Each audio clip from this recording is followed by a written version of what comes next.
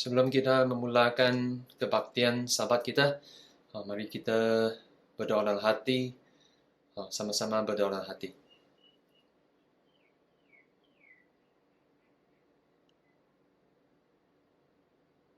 Amin. Dalam nama Tuhan Yesus, saya memulakan kebaktian sahabat kita. Pertama sekali kita menaikkan pujian kidung ke 103. 103. Nyanyi kidung 103.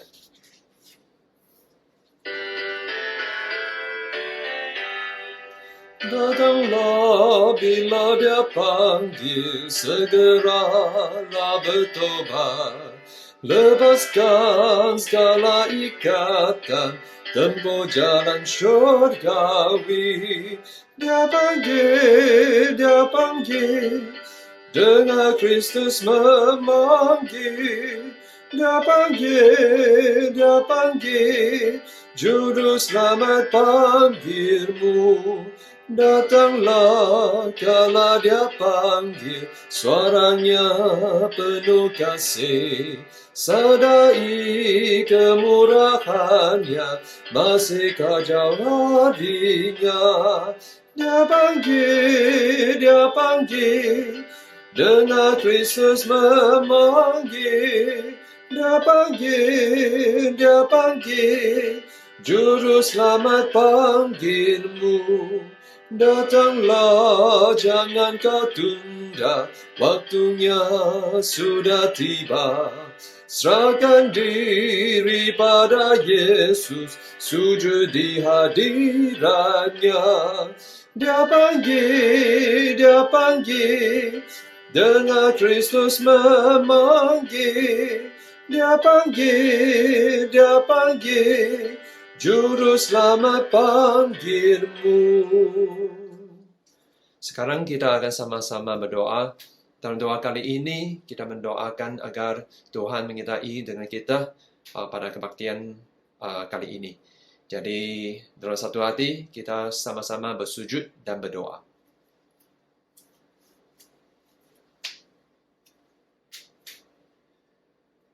Dalam nama Tuhan Yesus, kami panjatkan doa.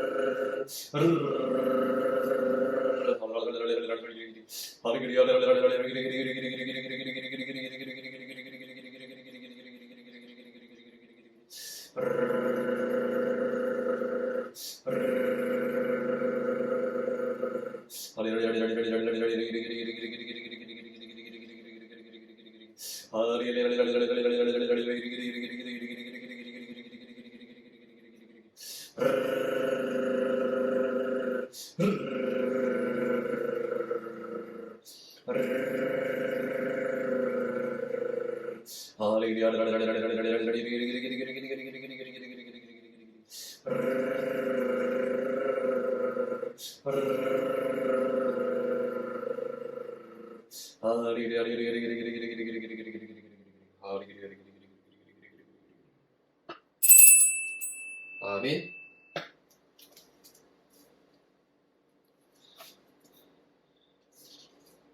Dalam nama Tuhan Yesus saya berbicara. Pertama sekali kita bersyukur kepada kasih karunia Tuhan kerana pada petang ini walaupun kita tidak dapat beribadah di gereja, tetapi kita dapat beribadah di rumah kita masing-masing. Jadi itu merupakan kehendak Tuhan. Jadi pada petang ini topik yang saya akan kongsikan adalah topik yang berjudul orang yang tersembunyi. Orang yang tersembunyi. Pada waktu menghadapi wabak COVID-19, tempat manakah yang boleh menjadi sebagai tempat perlindungan kepada kita? Menurut kerajaan, tempat yang paling selamat adalah rumah kita diri sendiri. Tetapi adakah kita sadar apa yang kita menghadapi sekarang hanya merupakan satu bayang kepada hari kemurkaan Tuhan, yaitu hari kiamat. Pada hari itu, tiada ada lagi tempat yang selamat, termasuklah rumah kita. Pada Wahyu pasal 6, sini tercatat. Kita sama-sama rujuk kepada Wahyu. Kitab Wahyu. Kitab Wahyu pasal 6. Kitab Wahyu pasal 6, ayat 15 hingga ayat 17. Wahyu pasal 6 ayat 15 hingga 17. 15. Dan raja-raja di bumi dan pembesar-pembesar serta perwira-perwira dan orang-orang kaya serta orang-orang berkuasa dan semua budak serta orang mereka bersembunyi ke dalam gua-gua dan celah-celah batu karang di gunung. 16. Dan mereka berkata kepada gunung-gunung dan kepada batu-batu karang itu, runtuhlah menimpa kami, dan sembunyilah kami terhadap dia yang duduk di atas takhta dan terhadap murka anak domba itu. 17. Sebab sudah tiba hari besar murka mereka, dan siapakah yang dapat bertahan? Di sini terkata bencana yang amat besar yang akan berlaku pada hari kiamat. Pada hari kiamat. Jadi, pada waktu itu, kita dapat lihat ayat 15. Raja-raja, pembesar-pembesar, perwira-perwira, dan orang-orang kaya. Semua orang di dunia ini, mereka ingin mencari satu tempat yang dapat mereka sembunyi. Tetapi di sini kata, tidak kira gunung-gunung ke atau batu-batu karang. tidak dapat menjadi sebagai tempat selindung mereka. Mereka tidak dapat sembunyi dalam semua ini. Jadi di sini kata, siapakah yang dapat bertahan di hadapan murka Tuhan? Jadi itu merupakan satu perkara yang kita ingin berfikir, merenung. Jadi walaupun sebegitu, pada waktu itu juga ada segelintir orang yang dapat bertahan. Mereka adalah orang yang tersembunyi. Jadi hari ini, kita juga harap bahawa kita merupakan orang yang dapat tersembunyi jika pada waktu itu, waktu kiamat itu datang. Tetapi bagaimana? Jadi hari ini, menerusi kitab Zefania, kita akan sama-sama belajar topik ini, yaitu orang yang tersembunyi. Sekarang kita sama-sama rujuk kepada kitab Zefania. Kita rujuk kepada kitab Zefania.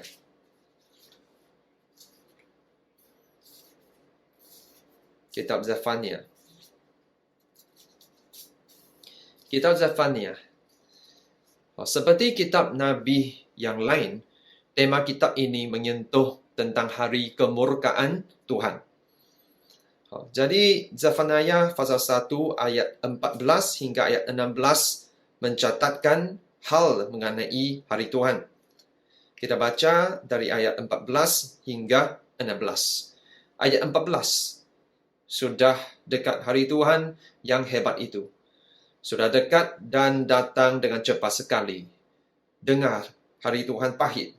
Pahlawan pun akan menangis. 15. Hari kegemasan hari itu, hari kesusahan dan kesulitan, hari kemusnahan dan pemusnahan, hari kegelapan dan kesuraman, hari berawan dan kelam. 16. Hari peniupan sangkakala dan pekik tempur terhadap kota-kota yang berkubu dan terhadap menara penjuru yang tinggi. Di sini telah kata tentang hari Tuhan yang penuh dengan kesusahan. Dan di sini terkata, tempat manakah yang dapat kita sembunyi? Ayat 16 kata, bukan kota-kota yang berkubu, bukan menara penjuru yang tinggi. Jadi, Nabi ini telah mengatakan, tiada tempat yang dapat menyembunyikan mereka pada hari Tuhan. Jadi sebelum hari itu datang, kita mesti buat persediaan. Jadi pada pasal 2 ayat 1 hingga 3, Nabi ini buat seruan kepada mereka. Kita lihat pasal 2 ayat 1 hingga ayat 3. Ayat 1. Bersemangatlah dan berkumpullah, hai bangsa yang acuh tak acuh. 2. Sebelum kamu dihalau seperti sekam yang tertiup, sebelum datang ke atasmu murka Tuhan yang bernyala-nyala itu, sebelum datang ke atasmu hari kemurkaan Tuhan. 3. Carilah Tuhan, hai semua orang yang rendah hati di negeri, yang melakukan hukum-Nya. Carilah keadilan, carilah kerendahan hati. Mungkin kamu akan terlindung pada hari kemurkaan Tuhan. Jadi ayat 1 dan ayat 2 telah kata, ayat 2 terutamanya. Dia kata, sebelum kamu dihalau seperti sekam yang tertiup, sebelum datang ke atasmu murka Tuhan, sebelum datang ke atasmu hari kemurkaan Tuhan. Jadi apa yang kita lakukan sebelum hari itu datang? Ayat 1 kata, bersemangat dan berkumpullah. Mengapa kita harus mengumpul?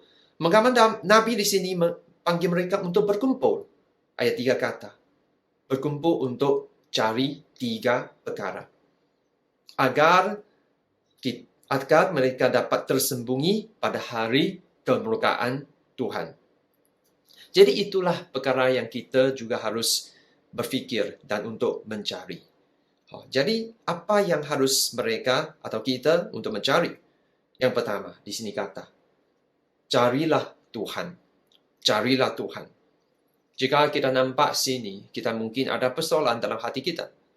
Bukankah mereka umat Tuhan? Bukankah mereka merupakan kelompok orang yang bersembah kepada Tuhan? Jadi mengapa di sini Nabi menyeru mereka untuk mencari Tuhan? Sebenarnya walaupun mereka sentiasa beribadah dan merayakan perayaan di Yerusalem, tetapi sebenarnya hubungan mereka dengan Tuhan telah semakin berjarak. Jika kita lihat kepada mesej yang disampaikan oleh Yeremia, di mana Yeremia merupakan nabi yang melayan pada tempoh yang sama dengan Zefania. Kita rujuk kepada mesej Yeremia. Kita rujuk kepada Yeremia. Kita letak satu tanda di kitab Zefania. Sekarang kita rujuk kepada kitab Yeremia. Kitab Yeremia pasal 12. Kitab Yeremia pasal 12. Kita rujuk ayat 2. Ayat 2. Engkau membuat mereka tumbuh, dan mereka pun juga berakar. Mereka tumbuh subur dan menghasilkan buah juga. Memang selalu engkau di mulut mereka, tetapi jauh dari hati mereka. Di sini terkata sejarah orang Israel, di mana Tuhan membawa mereka keluar dari Mesir dan membiarkan mereka bertumbuh dan maju di tanah Kanaan. Di sini terkata mereka telah semakin berakar. Mereka pun telah tumbuh subur dan akhirnya mereka menghasilkan buah juga. Jadi negara Israel telah menjadi semakin maju. Negara Israel ini telah menjadi semakin makmur dan kuat. Tetapi walaupun mereka semakin kuat, di sini terkata mereka telah semakin jauh, yaitu jarak mereka semakin jauh dengan Tuhan, jauh dari Tuhan. Jadi jikalau hal ini berterusan, pastilah mereka akan dibinasakan pada hari Tuhan yang akan datang pada suatu hari nanti. Jadi Zefania kata, apakah akibat mereka yang hati mereka jauh dari Tuhan? Kita rujuk kepada Zefania pasal 1. Kitab Zefania pasal 1 ayat 4 hingga ayat 6. Ayat 4. Aku akan mengacungkan tanganku terhadap Yehuda dan terhadap segenap penduduk Yerusalem. Aku akan melenyapkan dari tempat ini sisa-sisa Baal dan nama para imam berhala. 5. Juga mereka yang sujud menyembah di atas soto kepada tentera langit, dan mereka yang menyembah dengan bersumpah setia kepada Tuhan. Namun di samping itu bersumpah demi Dewa Milkom. 6. Serta mereka yang berbalik daripada Tuhan, yang tidak mencari Tuhan dan tidak menanyakan petunjuknya. Di sini terkata, mereka yang akan dihukum pada hari permukaan Tuhan. Siapa? Pertama, ialah mereka yang menyembah kepada berhala. Tetapi bukan begitu sahaja. Ayat 6 kata, mereka yang berbalik daripada Tuhan, dan juga mereka yang tidak mencari Tuhan. Jadi itulah mereka yang akan dihukum oleh Tuhan. Jika kita lihat kepada satu contoh, yaitu keluarga Lot yang berada di kota Sodom. Kita tahu bahwa akibat Sodom adalah mereka akan dibinasakan oleh Tuhan. Tetapi bagaimana Tuhan menyelamatkan sekeluarga Lot itu? Yaitu Tuhan panggil mereka, menerusi malaikat, panggil mereka untuk larilah ke pergunungan, yaitu mendekatkan diri dengan Tuhan, carilah Tuhan, barulah mereka dapat diselamatkan pada hari kebinasaan ini. Tetapi apakah akibatnya? Kita tahu bahwa akhirnya isteri Lot bukan saja tidak melari ke hadapan, tetapi dia juga menoleh ke belakang. Akhirnya dia telah dibinasakan bersama dengan kota Sodom. Akhirnya dia telah terjadi tiang garam. Okey, kita rujuk kepada Mazmur. Kita rujuk kepada Mazmur. Mazmur pasal 32. Kita rujuk kepada Mazmur pasal 32. 32 ayat 6 hingga ayat 7. Ayat 6. Sebab itu hendaklah setiap orang saling berdoa kepadamu selagi engkau dapat ditemui. Sesungguhnya pada waktu banjir besar terjadi, ia tidak melandanya. 7. Engkaulah persembunyian bagiku, terhadap kesesakan Engkau menjaga aku. Engkau mengelilingi aku, sehingga aku luput dan bersorak. Di sini kata, waktu banjir besar itu pada suatu hari nanti mesti akan terjadi. Tetapi mereka yang berdoa kepada Tuhan, mereka yang dekat kepada Tuhan, akan disembunyikan oleh Tuhan. Jadi hari ini, kita mesti berhati-hati agar iman kepercayaan kita ini, adakah ia merupakan iman yang pergi sekadar ke gereja tiap-tiap akhir minggu saja, atau kita pergi untuk mendekati dan mencari Tuhan. Jadi yang pertama, kita mesti berkumpul dan mencari Tuhan. Itu yang pertama. Sekarang kita lihat lagi yang kedua. Cari apa? Kita rujuk balik kepada kitab Nabi Zefania. Kita rujuk ke Nabi Zefania pasal 2 ayat 3. Ayat 3. Carilah Tuhan, hai semua orang yang rendah hati di negeri, yang melakukan hukumnya. Carilah keadilan. Di sini yang kedua adalah carilah keadilan. Walaupun orang Israel merupakan umat pilihan Tuhan, cara hidup mereka dan kelakuan mereka adalah tidak sepadan dengan status mereka. Jika kita rujuk kepada kitab Habakuk, kita rujuk kepada kitab Habakuk. Kita rujuk kepada kitab Habakuk.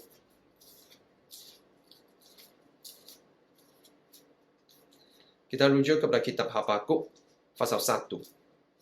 Sebenarnya Nabi Habakuk ini merupakan nabi yang melayan pada tempoh yang sama bersama dengan Zefania. Dan di sini dia kata keadaan yang berlaku di dalam kota Yerusalem.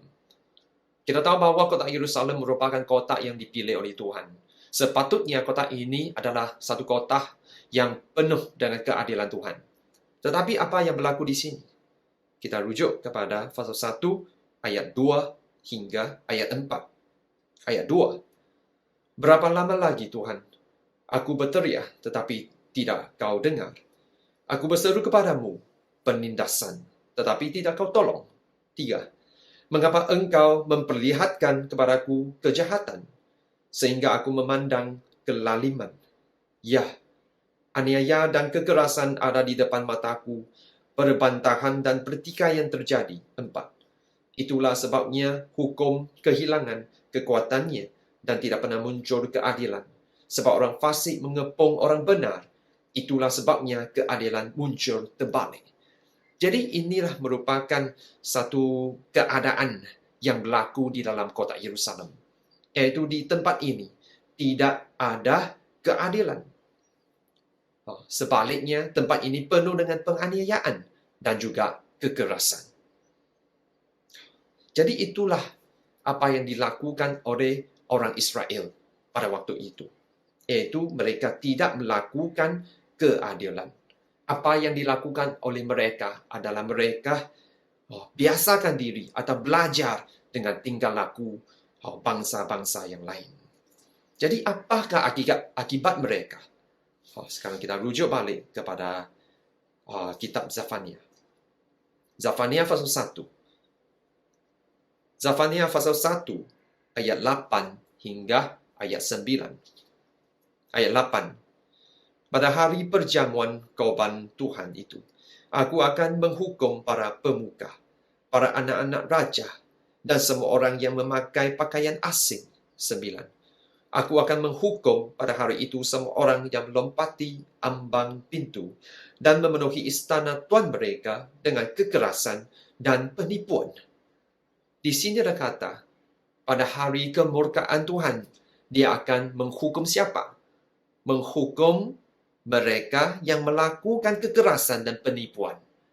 Dan juga menghukum mereka yang memakai pakaian orang asing. Jadi apakah yang dimaksudkan dengan memakai pakaian orang asing? Ini adalah bermaksud mereka melakukan perkara tidak sesuai dengan status mereka. Mereka mempelajari kelakuan orang asing. Jadi itulah mereka yang akan dihukum oleh Tuhan pada hari Tuhan. Jadi apa yang harus kita lakukan pada hari ini? Yaitu kita mesti cari keadilan. Kita rujuk kepada Mazmur. Kita rujuk kepada Mazmur pasal 15. Kita rujuk kepada Mazmur pasal 15. Kita tahu bahwa pada hari kemurkaan Tuhan tidak ada tempat yang selamat. Tidak ada tempat yang dapat menyembunyikan kita, yang dapat melindungkan kita. Tetapi hanya ada satu tempat. Kita rujuk kepada pasal 15. Kita lihat ayat 1. Ayat 1. Mazmur Daud. Tuhan, siapa yang boleh menumpang dalam kemahmu? Siapa yang boleh diam di gunungmu yang kudus? Di sini kata, hanya ada satu tempat yang boleh menyembunyikan kita, yaitu di dalam kemah Tuhan, yaitu di gunung Tuhan yang kudus. Tetapi siapa yang layak masuk ke dalam kemah Tuhan? Kita rujuk ayat 2 hingga ayat 5. Ayat 2. Yaitu dia yang berlaku tidak bercelah, yang melakukan apa yang adil, dan yang mengatakan kebenaran dan segenap hatinya. 3. Yang tidak menyebarkan fitnah dengan lidahnya, yang tidak berbuat jahat terhadap temannya, dan yang tidak menimpakan celah kepada tetangganya. 4. Yang memandang hina orang yang tersingkir, tetapi memuliakan orang yang takut akan Tuhan, yang berpegang pada sumpah walaupun rugi. 5. Yang tidak meminjamkan wangnya dengan makan riba, dan tidak menerima suap melawan orang yang tak bersalah. Siapa yang berlaku demikian tidak akan goyah selama-lamanya. Jadi di sini kata, siapakah yang layak masuk ke dalam kemah Tuhan? Yaitu mereka yang lakukan keadilan, yang melakukan kebenaran. Jadi tidak kira dalam hubungan bersama dengan tetangga, atau hubungan bersama dengan keluarga, atau hubungan bersama dengan rakan sekerja, dia merupakan orang yang melakukan keadilan. Dia merupakan seorang yang hidup seperti seorang umat pilihan Tuhan. Dia merupakan seorang yang berpakaian baju putih.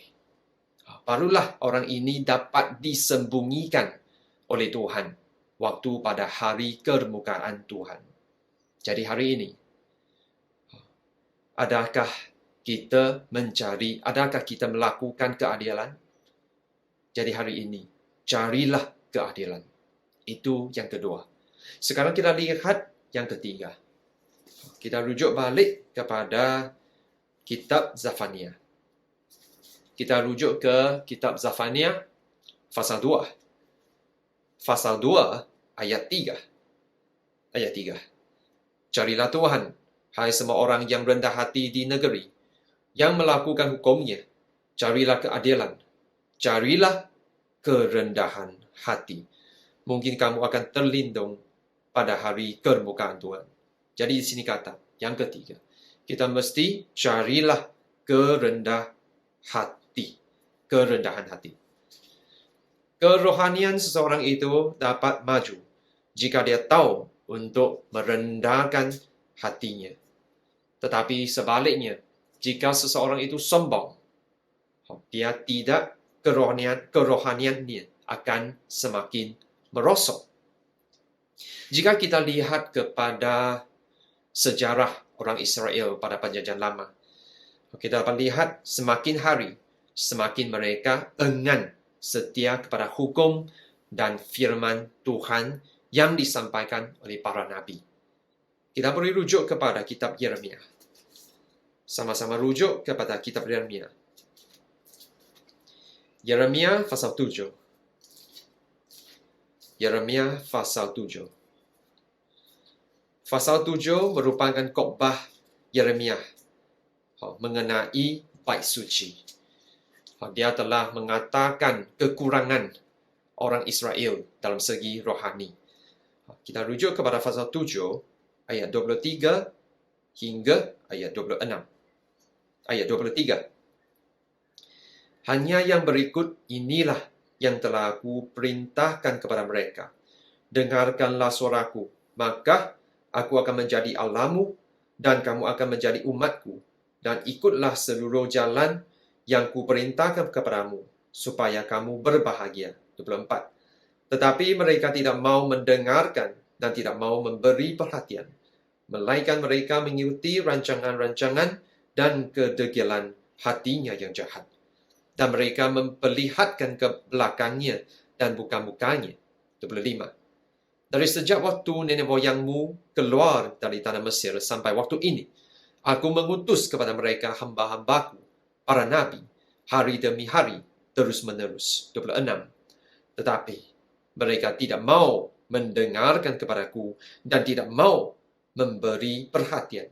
Bahkan mereka menegarkan tengkuknya berbuat lebih jahat daripada nenek moyang mereka. Di sini terkata, orang Israel yang berbuat lebih jahat daripada nenek moyang mereka dalam hal tidak mau dengar kepada Tuhan.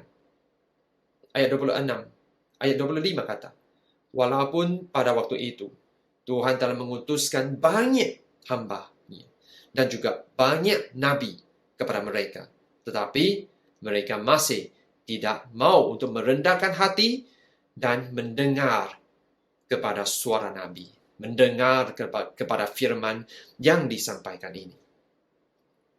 Dan itulah sebab mengapa akhirnya mereka telah ditawan. Itulah sebab mengapa kotak mereka telah diroboh dan bait mereka telah dibakar. Sekarang kita rujuk kepada Zefania pasal 3. Zefania pasal 3. Pasal 3 ayat 1 hingga ayat 2. Ayat 1. Celakalah si pemberontak dan si cemar, hai kota yang penuh penindasan. 2. Ia tidak mau mendengarkan teguran siapapun dan tidak mempedulikan kecaman. Kepada Tuhan ia tidak percaya dan kepada Tuhannya ia tidak menghadap. Di sini kata kota Yerusalem yang penuh dengan penindasan. Kota Yerusalem yang tidak mau mendengar teguran, yang tidak mempeduli kepada kecaman. Jadi itulah masalah mereka. Dan itulah sebab mereka telah dibinasakan. Dan hari ini, apakah yang harus dilakukan oleh kita sebelum hari kemuliaan Tuhan itu datang? Kita mesti takut kepada Tuhan dan kita mesti setia kepada firman Tuhan. Dan kita mesti menerima firman Tuhan dengan penuh kerendahan hati. Sekarang kita rujuk kepada Yesaya. Kita rujuk kepada Yesaya. Yesaya pasal 66.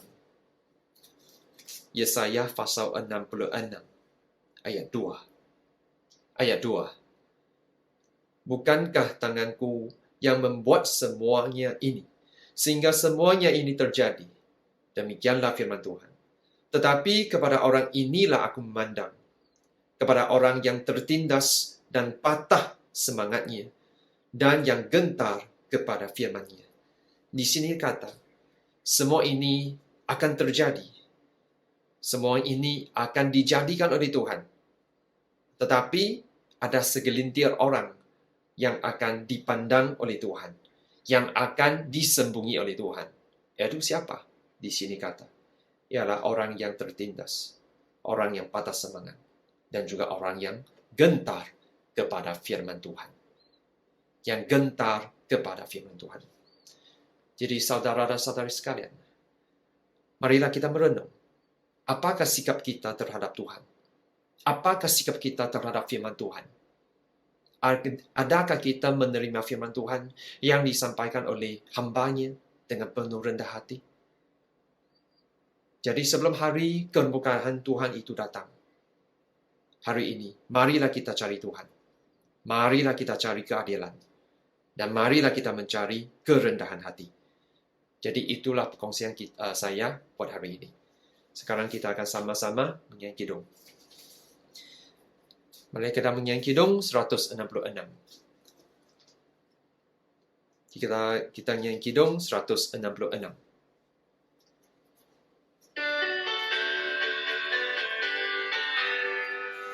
Lautan ganas bergelora, hujan badai menerjang. Ku mencari perlindungan di bawah naungan Tuhan akan lindungiku, maka ku amat sentosa. Ku di bawah naungan Tuhan, aman dan sentosalah. Penderitaan silih ganti membuatku rindu syurga. Kesusahan bergunalah membuatku panjang sabar. Tuhan akan lindungiku, maka ku amat sentosa. Ku di bawah naungan Tuhan, aman dan sentosalah. Musuh hendak celakaku, muslihat yang mujurku, namun Tuhan selamatkanku, bahagia selamanya. Tuhan akan lindungiku, maka ku amat sentosa. Ku di bawah naungan Tuhan, aman dan sentosalah. Kini aku pikul salib melawan pada ombak. Dalam kasih Tuhan Yesus, jiwaku dijaganya. Tuhan akan lindungiku, maka ku amat sentosa. Ku di bawah naungan Tuhan, aman dan sentosalah. Sekarang kita akan sama-sama mendoa. Jadi dalam doa kita pada kali ini, kita mendoakan kesihatan dan kebijaksanaan para pekerja Barisan Harapan Negara, seperti doktor, seperti jururawat, para polis dan tentera yang dalam menentang wabak COVID-19 ini. Kita juga mendoakan seiman-seiman di seluruh dunia, agar iman kepercayaan kita bukan sahaja tidak terjejas pada waktu ini, malah dapat diperkukuhkan lagi. Jadi, kita meletakkan hal-hal ini dalam doa kita. Jadi sekarang dalam satu hati, kita bersujud dan berdoa.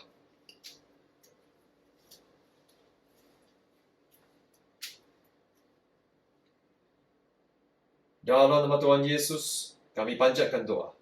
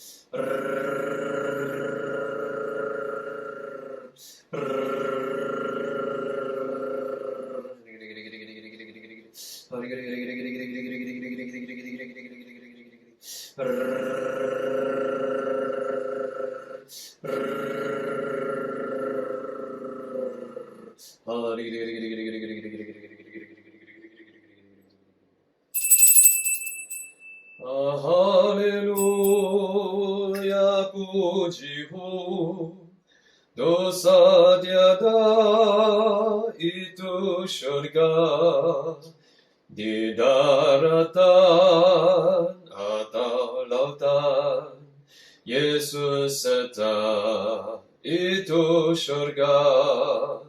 Haleluya, puji Hu, dosa tiada itu surga, di daratan atau lautan, Yesus serta itu surga.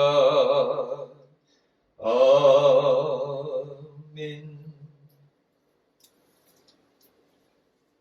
Syukur kepada Tuhan, kebaktian kita sampai sini. Haleluya.